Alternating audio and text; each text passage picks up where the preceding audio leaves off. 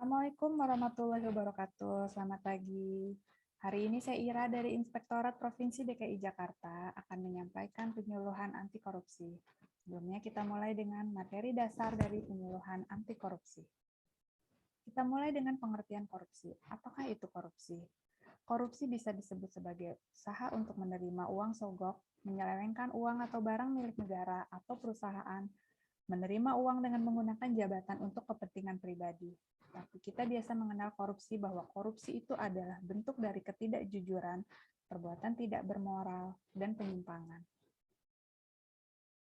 Bentuk korupsi itu sendiri, kalau menurut Undang-Undang 31 tahun 1999 Junto Undang-Undang Nomor 20 tahun 2001, ada 30 bentuk dari jenis tindak pidana korupsi. Namun dari 30 jenis tindak korupsi tersebut telah dikelompokkan menjadi 7.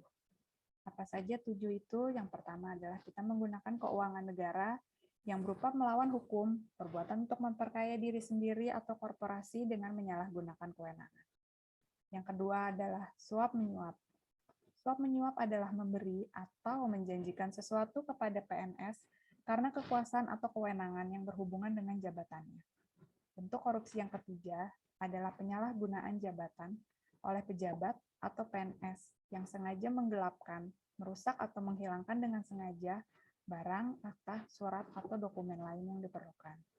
Bentuk yang keempat adalah pemerasan, di mana PNS ataupun penyelenggara negara bermaksud menguntungkan diri sendiri atau orang lain secara melawan hukum dengan memaksa orang lain untuk memberikan sesuatu, membayar atau menerima pembayaran untuk keuntungannya sendiri.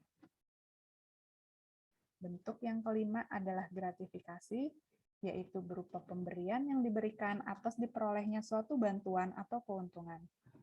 Berikutnya adalah kecurangan, di mana kita tidak menyampaikan, menunjukkan hal yang sebenarnya untuk melindungi diri kita sendiri atau mencari keuntungan. Bentuk yang terakhir adalah benturan kepentingan dalam pengadaan barang dan jasa.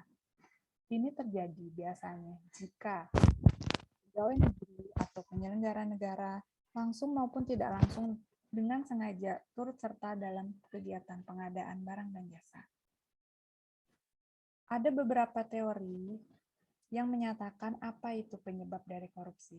Teori yang pertama adalah teori korupsi yang disampaikan oleh Robert Kierkegaard yang disebut CDMA teori. Teori ini menyatakan bahwa korupsi terjadi karena adanya faktor kekuasaan dan monopoli yang tidak dibarengi dengan akuntabilitas. Sedangkan teori yang kedua disampaikan oleh Donald L. Creasy yang disebut Fraud Triangle Theory. Teori ini menyatakan bahwa ada 3 faktor yang berpengaruh terhadap fraud, yaitu kesempatan, motivasi, dan rasionalisasi. Teori yang ketiga disebut teori cost-benefit model, yang menyatakan bahwa korupsi terjadi jika manfaat korupsi yang didapat dirasakan lebih besar dari biaya atau resiko jika melakukan korupsi. Disebut juga nilai manfaat bersih korupsi. Teori berikutnya adalah teori willingness and opportunity to corrupt, di mana korupsi terjadi jika ada kesempatan, ada peluang, karena kelemahan sistem, pengawasan yang kurang, dan sebagainya, serta adanya niat atau keinginan yang didorong oleh kebutuhan dan keserakahan. Teori yang berikutnya berdasarkan motivasi dari pelaku itu sendiri yang membedakan korupsi menjadi 5, yaitu korupsi karena kebutuhan, korupsi karena ada peluang, korupsi karena ingin memperkaya diri sendiri, korupsi karena ingin menjatuhkan pemerintah, dan korupsi karena ingin menguasai suatu negara. Dan yang terakhir, teori korupsi yang disampaikan oleh Jack Malone yang disebut dengan Ghosn Theory. Teori ini menyatakan bahwa faktor-faktor penyebab korupsi adalah keserakahan, kesempatan, kebutuhan, dan pengungkapan. Keserakahan berpotensi dimiliki setiap orang, organisasi instansi, atau masyarakat luas dalam keadaan tertentu, dan faktor kesempatan melakukan kecurangan, dan faktor pengungkapan yang berkaitan dengan tindakan atau konsekuensi yang dihadapi oleh pelaku kecurangan apabila pelaku diketemukan melalui kecurangan. GON itu sendiri merupakan singkatan dari Greed, Opportunity, Need, dan Expose. Nah, selain adanya teori tersebut, di masyarakat luas ini, kita juga mengenal apa sih hal-hal yang menjadi pembenaran kenapa kita merasa kita tidak salah kalau kita melakukan korupsi, atau mungkin kita tidak sadar bahwa sebenarnya kita sudah melakukan korupsi. Apa itu aja? Hal-hal yang menjadi pembenaran menurut kita adalah itu hanya ucapan terima kasih. Itu hal yang wajar, hal yang lumrah, kita memuliakan tamu, kita punya adat ketimuran Indonesia, kita hanya uang pulsa, cuma makan, dan untuk membina hubungan baik. Hal-hal ini yang menjadi pembenaran bagi diri kita sendiri untuk merasa bahwa yang kita lakukan itu tidak salah atau bukan merupakan bentuk korupsi. Nih, di Indonesia kita mempunyai dasar hukum dari korupsi. Maksudnya dasar hukum untuk kita menindak adanya korupsi. Itu sudah diatur yang tadi saya sudah sebutkan, yaitu Undang-Undang Nomor 30 Tahun 2002 yang membentuk komisi yang khusus menangani korupsi, yaitu Komisi Pemberantasan Korupsi. Kemudian, dasar hukum untuk tindak pidana korupsi yang ada di Indonesia, diantaranya adalah ini, Undang-Undang Nomor 15 Tahun 2022, ada Undang-Undang 30 Tahun 2022, PP Nomor 71, Undang-Undang Nomor 31, dan seterusnya. Apa sih kaitannya antara integritas dengan nilai-nilai anti korupsi? Pertama, kita harus tahu dulu, apa sih integritas? Integritas adalah bertindak secara konsisten antara yang dikatakan dengan tingkah lakunya sesuai nilai-nilai yang dianut. Nilai-nilai tersebut bisa berarti kode etik, bisa juga nilai masyarakat atau nilai moral yang kita anut. Dan nilai anti korupsi itu apa? Nilai anti korupsi adalah nilai-nilai yang harus dianut kelompok sasaran agar berperilaku anti korupsi. Ada 9 nilai anti korupsi yang kita kenal. Kejujuran, kepedulian, kemandirian, kedisiplinan, tanggung jawab, kerja keras, kesederhanaan, keberanian, dan keadilan. Dampak korupsi dalam berbagai bidang. Kenapa korupsi itu harus kita lawan? Karena dampak korupsi adalah hal yang negatif, di mana korupsi itu terjadi dalam berbagai sektor yang ada di negara kita. Di antaranya akibatnya adalah menyebabkan alat-alat kesehatan menjadi mahal karena adanya korupsi, adanya markup, adanya permainan dalam pengadaan barang dan jasa, meningkatnya angka kematian ibu melahirkan, meningkatnya angka kematian bayi, penurunan kualitas gizi, meningkatnya angka putus sekolah, tingkat pengangguran yang tinggi, dan tingginya biaya pendidikan. Kenapa bisa begitu? Karena biaya-biaya lain yang disebabkan oleh korupsi akan timbul sehingga menyebabkan mahalnya dari semua yang ada di pemerintahan kita, yang ada di masyarakat kita, semuanya menjadi mahal. Pengertian dan unsur-unsur biaya sosial korupsi. Biaya sosial korupsi pada dasarnya adalah besarnya dampak korupsi terhadap perekonomian negara. Dampaknya sudah saya sebutkan tadi, diantaranya biaya sosial korupsi tidak hanya mencakup kerugian keuangan negara, tetapi juga kerugian akibat korupsi yang dialami masyarakat dan kerugian akibat korupsi yang dialami oleh dunia usaha. Apa saja sih biaya sosial akibat korupsi itu? Ada biaya penegakan hukum, pencegahan korupsi, biaya penahanan dan biaya penjara, serta biaya pengadilan, serta biaya jaksa. Hubungan antara dampak korupsi, biaya sosial korupsi, dan indikator keberhasilan pemberantasan korupsi yang kita lihat adalah kejahatan koruptor, pelayanan publik tidak kunjung membaik, pelayanan kesehatan menjadi mahal, biaya pendidikan juga semakin mahal, masyarakat yang hidup di bawah garis kemiskinan meningkat, besar pajak meningkat, dan adanya biaya sosial korupsi. Perbandingan antara kerugian keuangan negara dengan hukuman finansial koruptor. Saat ini yang terjadi di Indonesia adalah keputusan pengadilan yang diberikan kepada koruptor justru lebih rendah dibandingkan dengan tuntutan jaksa. Yang kedua, tuntutan jaksa masih lebih rendah dibandingkan dengan kerugian negara akibat korupsi.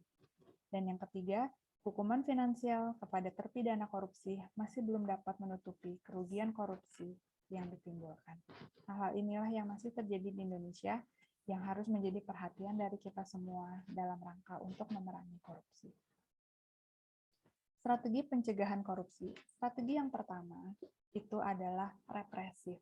Represif ini adalah strategi supaya orang takut untuk melakukan korupsi. Apa sih bentuk dari represif? Strategi represif adalah upaya peningkatan hukum untuk menyeret koruptor ke pengadilan. Hampir sebagian besar kasus korupsi terungkap berkat adanya pengaduan masyarakat. Pengaduan masyarakat merupakan salah satu sumber informasi yang sangat penting untuk diteruskan oleh KPK dalam strategi ini. Strategi yang kedua adalah untuk perbaikan sistem agar tidak bisa melakukan korupsi. Perbaikan sistem itu diantaranya mendorong transparansi penyelenggara negara seperti yang dilakukan oleh KPK menerima laporan LHKPN atau menerima laporan gratifikasi. Kemudian memberikan rekomendasi kepada kementerian dan lembaga terkait untuk melakukan langkah-langkah perbaikan, serta memodernisasi pelayanan publik dengan online dan sistem pengawasan yang terintegrasi agar lebih transparan dan efektif. Strategi yang ketiga adalah edukasi dan kampanye supaya orang tidak mau melakukan korupsi.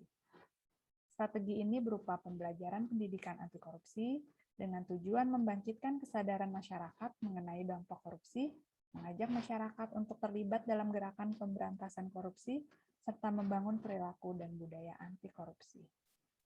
Pencegahan ini berupa edukasi dan kampanye tidak hanya bagi mahasiswa dan masyarakat umum, tapi juga harus dimulai sejak dini, sejak taman kanak-kanak dan sekolah dasar. Merancang rencana aksi pemberantasan korupsi, itu kita mulai dengan membuat rencana aksinya. Rencana aksinya adalah langkah awal yang mutlak dilakukan jika kita ingin turut serta dalam gerakan pemberantasan korupsi. Langkah-langkahnya adalah dengan menggunakan metode SMART. SMART adalah metode yang digunakan untuk membantu kita menetapkan target dan tujuan suatu rencana aksi. Tahapannya ada 3. Yang pertama, menentukan permasalahan korupsi yang menjadi dasar dari rencana aksi kita. Masalah ini kita sebut sebagai problem statement. Problem statement harus dibuat secara jelas dan menuliskannya ke dalam satu kalimat. Tahapan yang kedua, menentukan strategi pemberantasan yang tepat untuk mengatasi permasalahan tersebut. Yang ketiga, menjabarkan secara detail problem statement dan strateginya ke dalam sebuah rencana aksi dengan metode SMART.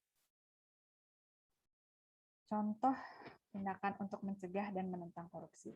Kita melakukan tindakan preventif, melakukan edukasi sedini mungkin, mengembalikan uang negara, melakukan pengawasan melekat, mensosialisasikan penyuluhan anti korupsi, perbaikan sistem pengawasan, dan mempermudah sistem perizinan.